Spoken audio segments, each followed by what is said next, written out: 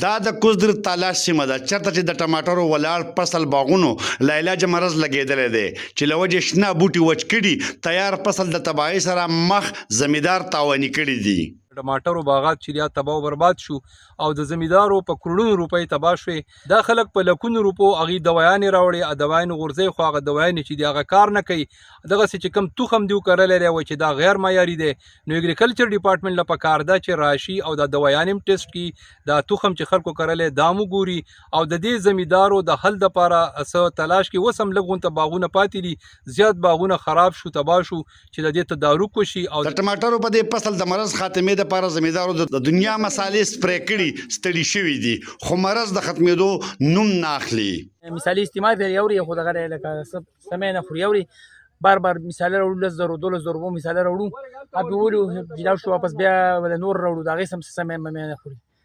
حکومت له پکار دی چې ماهرین راولېږي او دا ګران تخمونه مونږ اخیستي دي د زمیندارو او پوره نسخان تاوان نه لکه چې دا مزدوران بچي دا زمیندارو په دې باندې ډېرې زیاتې مسالې استعمال کړي چې هر یو مساله مونږ راوړو د 15,000 20,000 25,000 روپو 30,000 روپو مسالې راوړو مونږ هلته ولې مونږ پرې خو سمګله رزلټ نه راکوي. د دنیا شی مسالې مونږ استعمال کړي خاص زراعت والا پسې ځو هغوی مونږ ته چېرته بیمار د دوایي دغه ګارنټي را نه کوي چې دومره ورځو کې به دا کار کوي، دا به تاسو له به دومره ورځو کې رزلټ ورکوي او ستاسو بوټي به کېږي. د مرض په هکله د یو ماهر وینا ده.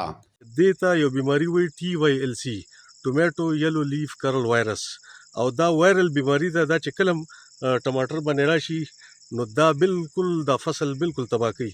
څنګه چې په پوټیټو د الوګانو په فصل کې بلایټ ډیزیز دی او هغه کله راشي نو بالکل دا فصل بالکل تباه کوي. نو د دې لپاره زمیندارونو ته دا زما مشوره ده چې تاسو داسې تخم انتخاب کوئ کله چې تاسو د دې کرونده کوئ او د دې سوینګ کوئ نو دا داسې تخم انتخاب وکړئ او تاسو د زرعي تحقیق د ماهرینو سره په دې کې ضرور صلاح کوئ چې تاسو داسې تخم د هغې انتخاب وکړي چې په هغې کې کم از کم د TYLC خلاف مدافعت موجود وي.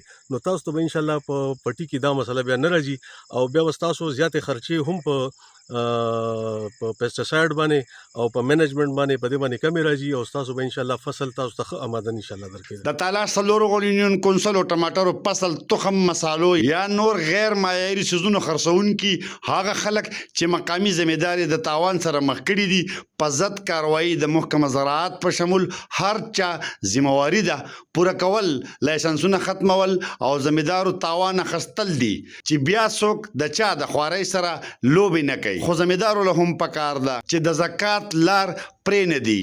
محمد اسرار، خیبر نیوز، چکدره، کوزدر.